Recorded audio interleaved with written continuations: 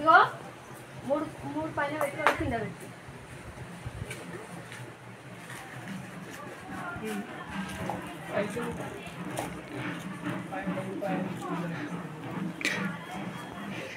ఎందుకు పెడుతున్నావు అట్లా? ఎందుకు పెడుతున్నావు? కోరికలు నిలబెడితే అంట కదా. కోరికలు నిలబెడతాయా? అంటే ఎన్ని పెడతా అన్ని కోరికలా లేకుంటే ఎన్నన్నా పెట్టచ్చా? ఏమో తెలియదు, ఎన్నున్నాయి పెట్టమని పెట్టినావు.